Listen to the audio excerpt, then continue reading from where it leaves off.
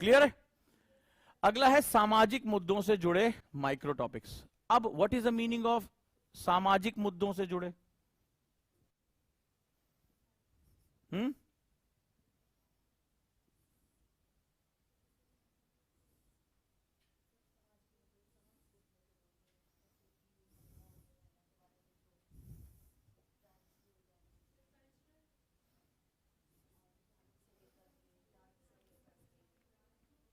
चौबीस वाले हो?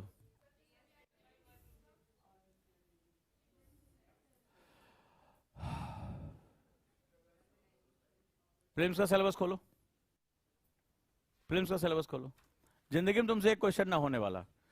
9 से 11 क्वेश्चन प्रीलिम्स में यहां से आ रहे हैं, 9 to 11 एवरेज 9 क्वेश्चन है यहां से, सिर्फ इसी टॉपिक से 9 क्वेश्चन। निपट जाओगे प्रीलिम्स में?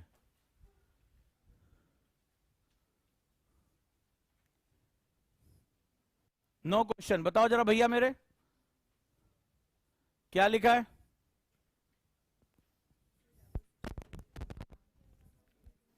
हैं?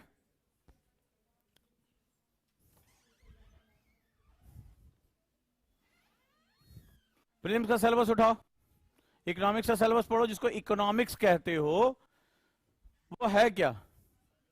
ब्रीफ देखना।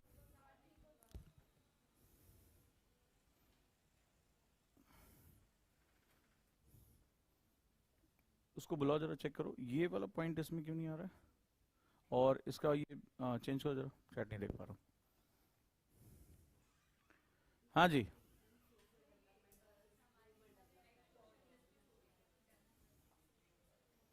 क्या सिलेबस देखा था कभी प्रीलिम्स का? हैं? क्या लिखा है? पूरा क्या लिखा हुआ है? 2011 से पहले ये इंडियन इकोनॉमी था। 2011 से जब यूपीएससी ने पैटर्न चेंज किया तो इसके बाद ये हो गया economic and social development. What is the meaning? कभी सोचा रुक के तुम लोगों ने कि इकोनॉमिक्स एंड सोशल डेवलपमेंट का मतलब क्या होता है? इसमें देखो ये यहां तक ही केवल आ रहा है, ये क्यों है? और इसको ये ओपन करो, इसको ये चेंज करो, इसको ओपन नहीं हो रहा है।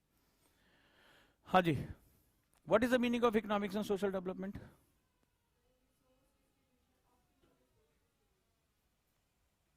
क्यों यूपीएससी ने चेंज किया?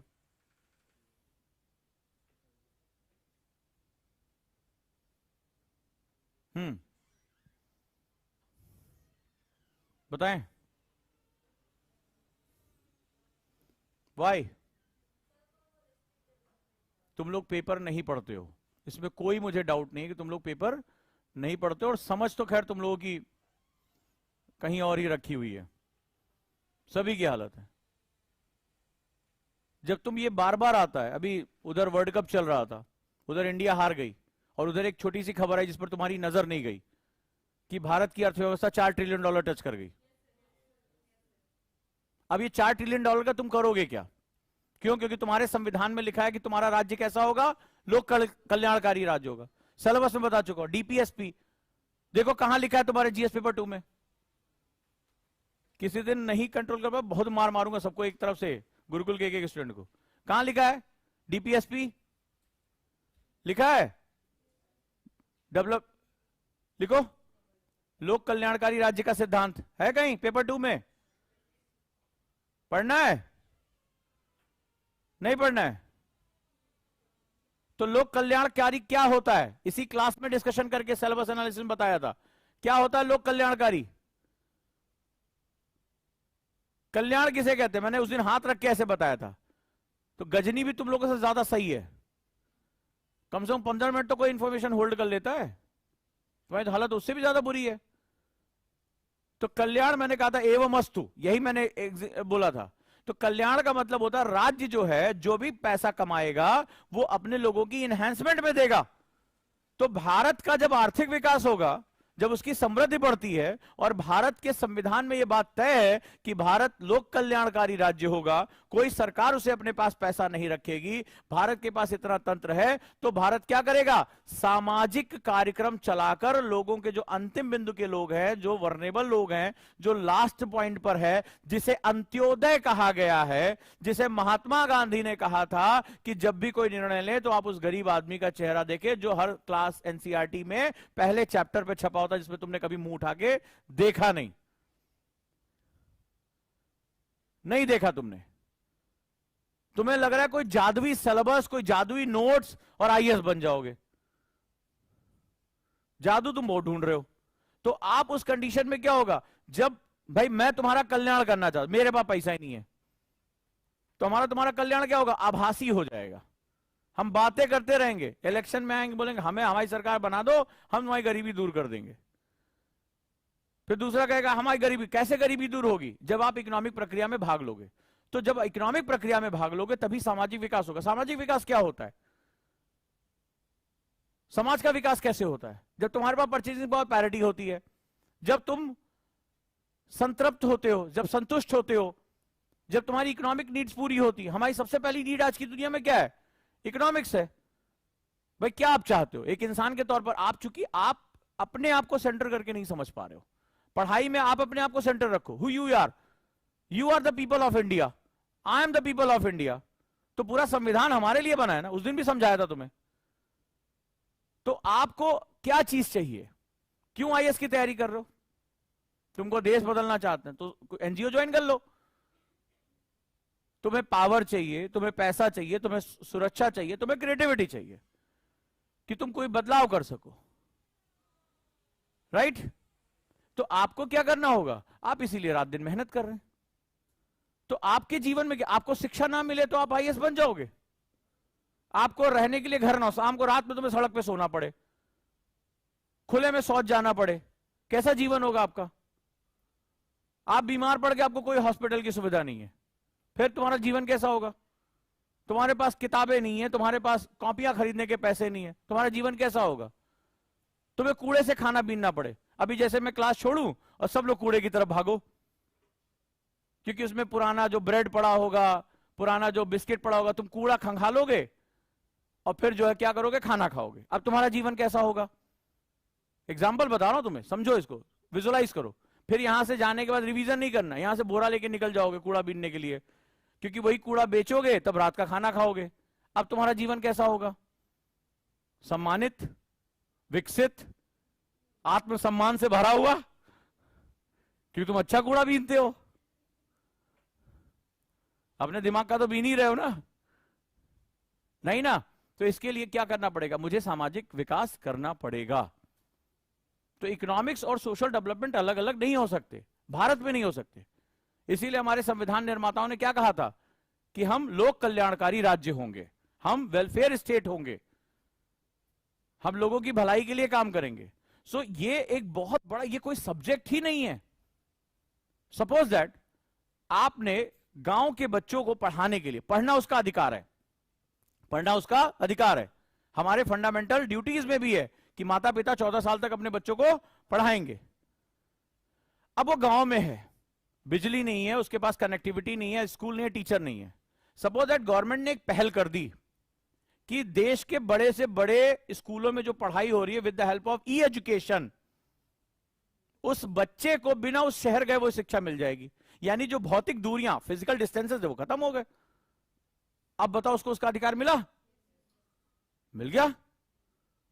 जो कंस्ट्रेंट्स है वो खत्म हो गए। तो कंस्ट्रेंट किसकी वजह से खत्म हुए? उस साइंस एंड टेक्नोलॉजी की वजह से, उस इनिशिएटिव की वजह से। So that is known as social development programme. एक गांव है, वहां पे ढेर सारे लोग, बलिया के पास एक गांव है, वहां का पानी पीने से लोगों की हड्डियां टेढ़ी हो रही, पूरे गांव के गांव दांत गिर रहे हैं, हड्डियां टेढ़ी हो रही।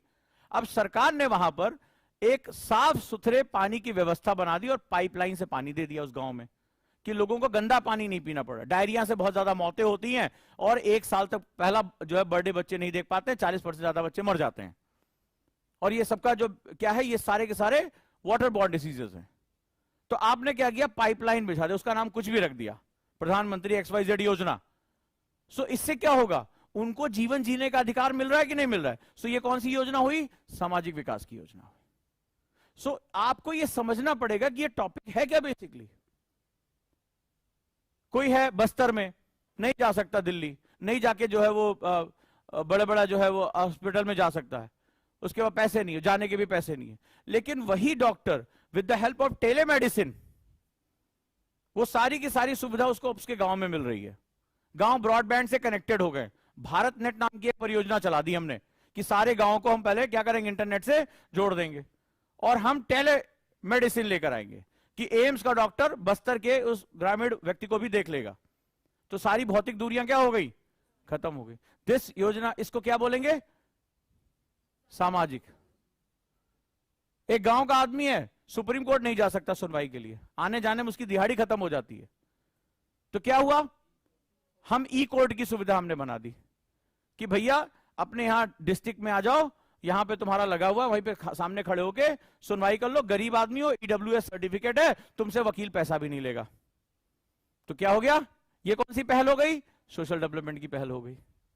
एक महिला है, उसके साथ कोई भी गलत काम हो गया, अब वो नहीं जा सकती थाने, डरी हुई है, सामाजिक दबाव है, ठीक है, पुलिस का दबाव है, लेकिन ई कोर्ट की सुविधा आपने कर दी, ई एफआईआर की, और उसने क्या किया, अपने मोबाइल से ही एफआईआर कर दिया। ये क्या है, यानी उसको न्याय मिलना चाहिए, तो जस्टिस उसको मिल गया, बस हो गई ये पहल, मस्त, क्या टेंशन है। तो ये सारी पहल किसकी है, सामाजिक पहल। अब जब तक तुम ब्रॉडर पर्सपेक्टिव में इसको नहीं देखोगे, तब तक तुम ये जानोगे नहीं कि सामाजिक पहल होता क्या है। तो फिर अभी क्या करते हो, पहले न्यूज़पेपर खरीदते हो, फिर एक कोई गाइड बुक खरीदते हो, फिर लास्ट में कुंजी खरीदते हो। यार वो सोशल वाला टॉपिक रह गया मेरे से, तो तुम्हें समझ में ही नहीं आ रहा कि तुम कर क्या रहे हो। तो इसमें साइंस हो गया, पॉलिटी हो गया, इकोनॉमिक्स हो गया, कोई भी चीज जो हो रही है वो सब कुछ सामाजिक पहल के अंतर्गत आ जाती है। मैं एक किसान हूं, हर साल सूखा पड़ता है मेरे क्षेत्र में, कोई भी पानी की सुविधा नहीं है, सरकार ने एक नहर बना दी, मेरा क्षेत्र सिंचित कर दिया, इरिगेटेड लैंड में आ गया मैं, तो दिस इज ऑल्सो एक बड़ी सामाजिक पहल हो गई। तो चाहे हेल्थ हो, एजुकेशन हो, पीने का पानी हो, सैनिटेशन हो, बालिकाओं की स्वच्छता की बात हो, हाइजीन की बात हो, आदिवासियों की बात हो, उनकी सुरक्षा की बात हो, ये बहुत बड़ा डायमेंशन होता है एक्चुअली। इसीलिए सबसे ज्यादा क्वेश्चन यहां से आ रहे हैं, क्योंकि ये आउटकम देखता है। ये वही बच्चा वहां पहुंच सकता है जो पूरे साल जिसने आउटकम्स को फोकस किया हो कि इस पेपर में क्या हुआ, इस पेपर में क्या हुआ, इस पेपर में क्या हुआ, और इससे हमें क्या लाभ मिले। तो इसकी जिसकी नजर बनी रहती है, इसीलिए इसकी संख्या बढ़ाते जा रहे हैं। पहले 5-6 क्वेश्चन आता तो 11-11 क्वेश्चन तक पहुंचा दिया इसको। इसमें सबसे ज्यादा निगेटिव मार्किंग भी होती है, जरा सा 19-20 हुए, खेल खत्म, पैसा हजम। और अगला है अंतरराष्ट्रीय संबंध से जुड़े माइक्रो टॉपिक्स, आईआर, तो जो अभी मैंने एग्जांपल दिया, ठीक है। लेकिन याद रखना, इसमें सब कुछ नहीं पढ़ना है, जहां भारत हो या भारत के हित हो। जैसे अभी आपने देखा कल एक समिट हुआ ग्लोबल साउथ, अब उसमें भारत डायरेक्टली लीडिंग है, तुम ये समझ रहे हो कि तुम इसको टाल ही नहीं सकते तुम इस बार के पेपर में, ये पेपर में रखा हुआ है, क्योंकि इसमें जहां इंडिया इनिशिएटिव ले रहा है उसको तो तुम उसके दोनों पैर पकड़ के बैठ जाओ, भैया जाना नहीं। अब ग्लोबल साउथ में क्या था, कौन से देश हैं, क्या एजेंडा है, एजेंडा का एक्सप्लोरेशन क्या है, फर्दर प्लान्स क्या हैं, इसको किसको काउंटर करना है, आपने ये पकड़ लिया, एग्जाम में आपको लिखा, आहा ये तो पढ़ा हुआ क्वेश्चन आ रहा है। यूपीएससी के क्वेश्चन आप आसानी से प्रेडिक्ट कर सकते हैं, लेकिन फ्रीक्वेंसी मैच करानी पड़ेगी। आप लोगों का डिमांड सप्लाई गैप बहुत ज्यादा हो जाता है, इसीलिए मैं कहता हूं कि आपको इससे बहुत अंदाजा मिलेगा। न्यूज़पेपर अगर सेंटर में है, मैं तुम्हें एक लास्ट में एक बहुत इंपॉर्टेंट बात कहने जा रहा हूं, ठीक है। जैसे अभी किसी ने ऑनलाइन में पूछा कि स्टैटिक पोर्शन पढ़ना पड़ेगा या करना पड़ेगा। डिमांड जो होती है, इकोनॉमिक्स का एक नियम होता है डिमांड एंड सप्लाई। अच्छा, बिना डिमांड के सप्लाई करो तो